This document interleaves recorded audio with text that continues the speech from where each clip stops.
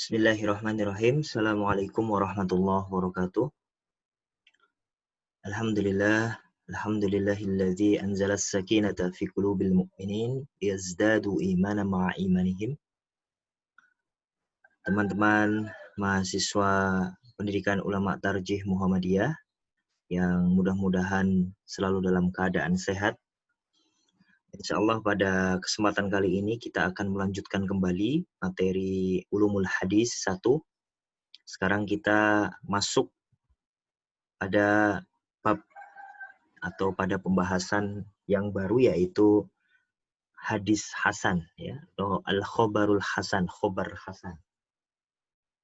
Ta'rifuhu, definisinya, lughatan secara bahasa, huwa sifatun musyabbahatun minal husni bima'nal jamali.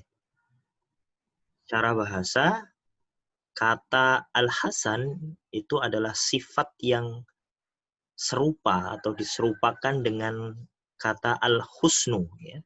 Jadi antara al-hasan dengan al-husnu itu punya makna yang mirip, yang sama, ya. Yaitu artinya adalah al-jamal, indah, ya, bagus gitu. Innallaha yuhibbul jamal, gitu ya. Sungguhnya Allah menyukai sesuatu yang bagus, yang indah, ya. Hasan dan al-husn itu maknanya al-jamal, ya, indah. Istilahan, secara istilah, ikhtalafat aqwalul ulama fi ta'rifil hasan. Pendapat-pendapat para ulama berbeda-beda, ya, dalam mendefinisikan hadis hasan. Nadharan li'annahu mutawassitun bainas sahihi wad-dha'ifi. Kenapa para ulama beda-beda? Ya. Pertama, karena secara teori, ya, nadharan itu secara teori, li'annahu, karena hadis hasan itu mutawassitun, berada di tengah-tengah antara hadis sahih dengan hadis dhaif, ya.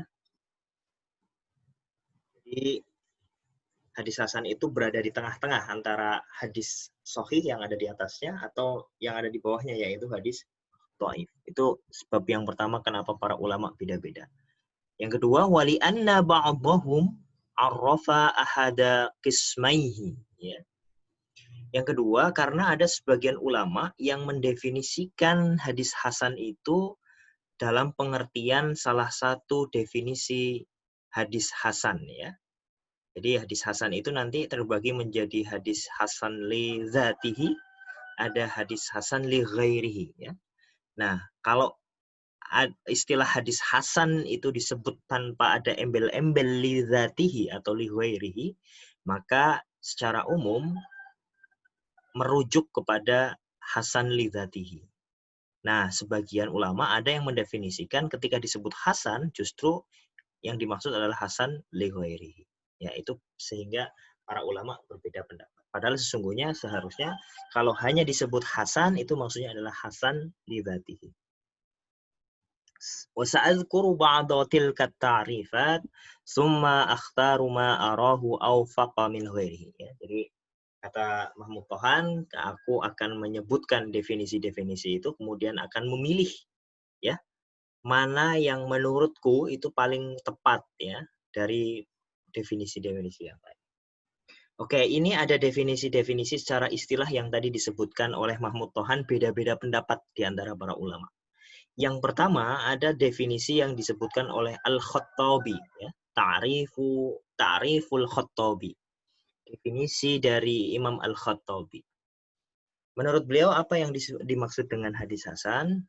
Huwa ma'urifa makhrajuhu, ya, wa ishtahara rijaluhu wa alaihi madaru aktsarul hadisi wa huwa alladhi yaqbiluhu aktsarul ulama wa yasta'miluhu amatul fuqaha. Jadi hadis hasan itu adalah hadis yang diketahui makhrajuhu, ya, tempat keluarnya, ya, maksudnya sumbernya ada dari Rasulullah SAW. Wa ishtahara rijaluhu, dan para perawinya ya sanadnya itu orang-orang yang dikenal ya, bukan orang-orang yang majhul, bukan orang-orang yang tidak diketahui identitasnya. Wa alaihi madaru aktsarul hadis, dan hadis hasan itu juga menjadi madar, menjadi poros bagi kebanyakan hadis. Wa huwa alladhi yakbiluhu aktsarul ulama, dan hadis hasan itu adalah hadis yang diterima oleh kebanyakan para ulama dan digunakan sebagai dalil oleh kebanyakan para ahli fikih ya. Wa yasta'miluhu amatul fuqaha ya. Oke, itu definisi dari Al-Khattabi. Sekarang yang kedua, definisi dari Imam At-Tirmidzi ya. Seorang tokoh ulama hadis yang oleh para ulama diklaim sebagai orang yang memperkenalkan dan mempopulerkan istilah hadis hasan ya, Imam At-Tirmidzi ini. Menurut beliau, hadis hasan itu adalah kullu hadisin yurwa la yakunu fi isnadihi man yuttahamu bil kazbi ya. Jadi setiap hadis yang diriwayatkan yang di dalamnya tidak ada perawi yang dituduh dusta ya.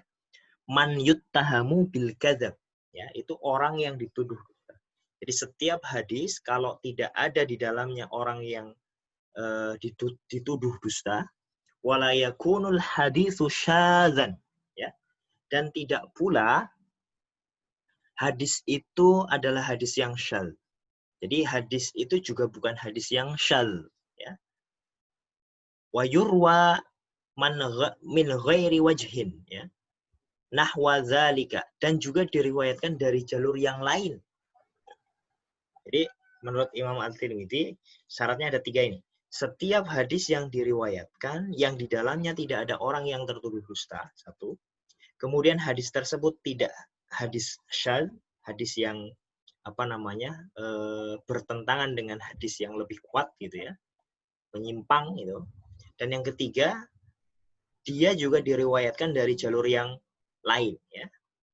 Jadi hadis itu diriwayatkan dari jalur yang lain. Fahuwa indana hadisun hasanun. Nah, hadis yang demikian itu menurut kami, kata Imam At-Tirmidzi, itu adalah hadis yang hasan, hadis hasan. Oke, itu yang kedua ya, definisi dari Imam At-Tirmidzi. Nah, sekarang yang ketiga, definisi dari Ibnu Hajar Al-Asqalani, pengarang kitab Fathul Bari ya, syarah dari Sahih Al-Bukhari. Ta'rifu Ibni Hajarin, definisi dari Ibnu Hajar. Qala, berkatalah ia, wa khabarul ahadi binaqli adlin tamid dhabti muttasilis sanadi ghairu mu'allalin wala syadhin wa as-sahihu li dzatihi fa in khaffa ad-dhabtu fal hasanu li dzatihi. Jadi pertama-tama Ibnu Hajar menjelaskan terlebih dahulu definisi hadis sahih li dzatihi.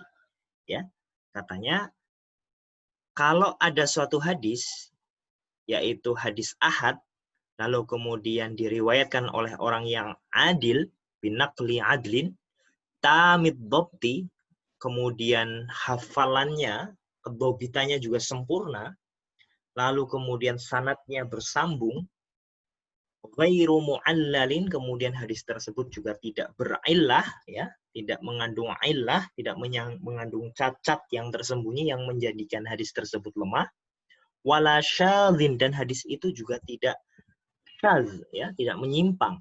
Huwa, hadis yang demikian itu kalau tadi kriterianya seperti itu ya, 5 kriteria tadi, hadis ahad, kemudian dinukil oleh orang yang adil, oleh orang yang hafalannya tam, yang sempurna, sanadnya bersambung, tidak berillah dan tidak syadz, maka itu disebut sebagai sahih li dzatihi ya. Fa in khaffat dhabtu, tapi ya jika hafalannya itu lemah ya, khaffa itu maksudnya tidak terlalu sempurna hafalannya, fal hasanu li dzatihi, maka itulah yang disebut sebagai hadis hasan li dzatihi ya. Jadi dari sini kita bisa tahu menurut Ibnu Hajar Al-Asqalani hadis hasan itu adalah hadis yang memenuhi kriteria hadis sahih tapi kurang dalam satu syarat, yaitu kedobitan, ya. Kalau hadis sahih itu kedobitannya harus sempurna, harus tam, tapi kalau hadis hasan, kalau kesempurnaan hafalannya itu kurang, maka disebut sebagai hadis hasan. Dari Ibnu Hajar Al-Asqalani.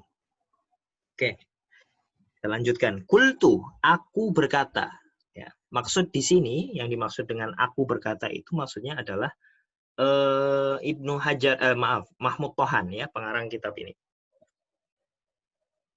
Kultu, aku berkata, ya, faka'annal hasana inda Ibni Hajarin huwa sahihu idza khaffa dhabtu rawihi, ya, ay qalla dhabtuhu, wa huwa khairu ma urrifa bihil hasan, ya. Jadi kata Mahmud Tohan, aku berkata, seolah-olah hadis hasan itu menurut Ibnu Hajar adalah hadis sahih yang syaratnya kurang dalam persoalan kedobitan. Kalau kedobitannya itu tidak terlalu sempurna, ya, atau kedobitannya itu kurang, maka itu disebut sebagai hadis hasan.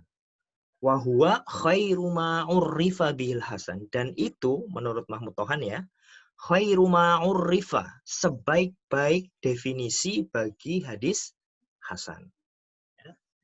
Jadi kata Mahmud Tohan, definisinya Ibnu Hajar ini adalah definisi yang terbaik di antara definisi-definisi yang lain yang dikemukakan oleh para ulama.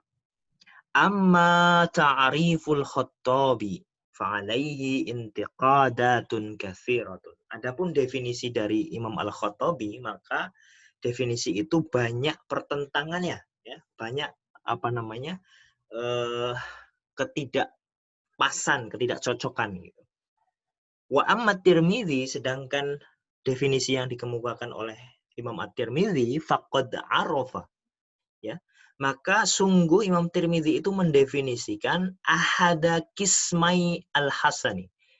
Dia itu sedang mendefinisikan salah satu dari dua jenis hadis hasan, ya, yaitu hadis hasan li ghairihi wa huwal hasanu li ghairihi. Jadi definisinya Imam At-Tirmidzi tadi, ya, itu adalah sesungguhnya definisi bagi hadis hasan li ghairihi, ya.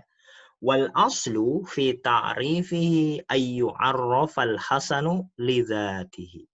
Padahal, ya, pada dasarnya ketika mendefinisikan hadis hasan itu, ya, maka sesungguhnya yang dimaksud adalah hadis hasan li dzatihi. Li'annal hasana li ghairihi dha'ifun fil asli. Karena sesungguhnya kalau hadis hasan li ghairihi itu adalah hadis dhaif pada dasarnya. Hadis yang lemah pada dasarnya. Irtaqa ila martabatil hasan, hanya saja kemudian derajatnya naik. Linjibarihi bita'addudi turuqihi, karena banyaknya jalur yang saling mendukung satu sama lain, sehingga derajatnya naik menjadi hasan li ghairihi. Ya, tuh. Oke. Kita lanjutkan. Jelas ya, mudah-mudahan jelas. Yang keempat sekarang ta'rifuhu al-mukhtar, ya, definisi yang dipilih, ya, definisi yang dipilih bagi hadis hasan. Wa yumkinu ayyu arrafal hasanu bina'an ala ma arrafahu bihi Ibnu Hajarin bima yali, ya. Jadi yang mungkin dijadikan definisi hadis hasan, ya, adalah definisi yang didasarkan pada apa yang disampaikan oleh Ibnu Hajar Al-Asqalani sebagaimana yang disebutkan di atas, yaitu ma ittasala sanaduhu, ya, hadis yang bersambung sanadnya, binaqlil adli, dan diriwayatkan oleh orang yang adil, ya, alladzi khaffa dhabtuhu, tapi yang hafalannya, ya, kedhobitannya itu tidak sempurna. An mithlihi ila muntahahu, dari awal sanad sampai akhir sanad, min ghairi syududzin wala illatin, ya, Dan hadis itu terhindar dari syadz dan illah, ya. Terhindar dari penyimpangan dan cacat yang tersembunyi yang menjadikan hadis tersebut menjadi lemah. Oke. Baik. Satu lagi ya, hukmuhu. Hukmuhu, apa hukum dari hadis hasan itu? Huwa as-sahihi fil ihtijaji bihi wa in kana dunahu fil quwwah, ya.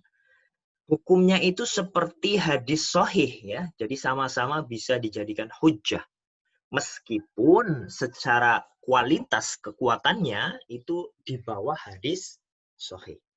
Walidzalika ihtajja bihi jami'ul fuqaha'i wa amalu bihi, ya. Oleh karena itu mayoritas para ahli fikih itu berhujjah dengan hadis hasan, ya. Jadi menjadikan hadis hasan ini sebagai dalil atau sebagai argumentasi. Wa amalu bihi, dan mereka juga mengamalkan apa yang dibawa dalam hadis hasan, yang terkandung dalam hadis hasan. Wa 'alal ihtijaji bihi mu'azzamul muhadditsina wal usuliyyin, ya. Selain itu, kebanyakan para ahli hadis dan usul fikih juga menjadikan hadis hasan sebagai hujjah, sebagai argumentasi, sebagai dalil. Illa man syadza minal mutasyaddidin. Kecuali orang-orang yang memang menyimpang, ya. Ada orang yang menyimpang yang termasuk dari golongan mutasyaddid, yang ekstrim, orang-orang yang sangat ketat gitu, ya. Jadi mereka tidak mau berhujjah dengan hadis hasan. Wa qad adrajahu ba'dul mutasahilina fi naw'is sahihi. Namun ada juga sebagian kelompok yang mutasahil, orang-orang yang menggampang-gampangkan, yang memudah-mudahkan, ya. Yang masuk dalam kategori mutasahil ini, ada yang menyamakan antara hadis hasan ini dengan hadis sahih. Jadi antara hadis hasan dan hadis sahih itu menurut sebagian kelompok mutasahil, ya, itu sama, ya. Misalkan seperti Imam Al-Hakim, Ibnu Hibban, Ibnu Huzaimah, ya, itu mereka secara secara kualitas menyamakan antara hadis hasan dengan hadis sahih. Ma qaulihim bi annahu dunas sahihi al-mubayyani awalan.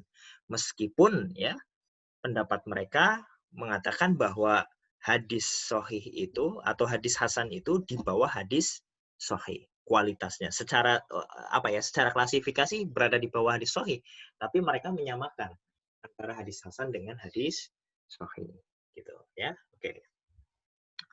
Nah, itu. Satu lagi, mudah-mudahan masih ini tidak terlalu lama.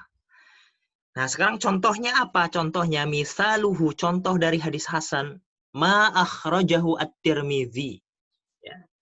Contohnya adalah hadis yang diriwayatkan dalam Sunan At-Tirmidzi, ya, oleh Imam At-Tirmidzi. Contohnya misalkan haddatsana Qutaibah, ya. Qutaibah telah menceritakan kepada kami. Haddatsana Ja'far bin Sulaiman Ad-Dubai, ya, telah menceritakan kepada kami Ja'far bin Sulaiman Ad-Dubai. An Abi Imran Al-Jauni, dari Abu Imran Al-Jauni. An Abi Bakrin An Abi Bakr bin Abi Musa Al-Asy'ari, dari Abu Bakar bin Abi Musa Al-Asy'ari. Qala, ya, ia berkata, sami'tu abi bihadratil aduwi, ya, yaqulu, ya. Aku mendengar ayahku, ya, ketika bihadratil aduwi itu maksudnya di hadapan musuh. Jadi dia itu sedang berhadapan dengan musuh, mau berperang gitu, ya. Lalu ayahnya kemudian meriwayatkan satu hadis untuk memotivasi anaknya, ya. Qala Rasulullah Shallallahu alaihi wasallam. Apa hadisnya yang dikatakan oleh ayahnya itu kepada anaknya? Inna abwabal jannah tahta dhilalis suyuf, ya. Sesungguhnya pintu-pintu surga itu ada di bawah kilatan-kilatan pedang, ya. Jadi ini gunakan oleh ayahnya, dari ayah Abu Musa al-Asy'ari untuk memotivasi ya agar mau berperang, semangat berperang, karena pintu-pintu surga itu di bawah kilatan pedang ya. Rasulullah pernah bersabda demikian. Fahadzal haditsu qala anhu at-Tirmidzi ya, hadza hadisun hasanun gharibun. Hadis ini ya menurut at-Tirmidzi itu adalah hadza hadisun hasanun gharibun. Hadis ini adalah hadis yang hasan dan juga gharib ya. Qultu, aku berkata, Mahmud Tohan maksudnya ya. Wa kana hadzal hadisu hasanun li'anna rijala isnadihi al-arba'ah thiqatun illa Ja'far ibn Sulaiman ad-Dubai. Fa innahu hasanul hadis lidzalika nazal al-hadisu an martabatis sahih ila martabatil hasan. Jadi hadis itu, hadis yang tadi di atas kata Mahmud Tohan itu hadis hasan. Kenapa? Karena seluruh sanadnya yang 4 itu thiqah, kecuali satu yang namanya Ja'far bin Sulaiman ad-Dubai. Karena para ulama menilai hadis dari Ja'far bin Sulaiman ad-Dubai adalah hasanul hadis. Ya. Orang yang hadisnya hasan. Oleh karena itu, hadis tersebut turun derajatnya dari yang seharusnya sahih menjadi hasan. Nah, itu contoh, salah satu contoh dari hadis hasan. Baik, jadi mungkin itu dulu teman-teman sekalian.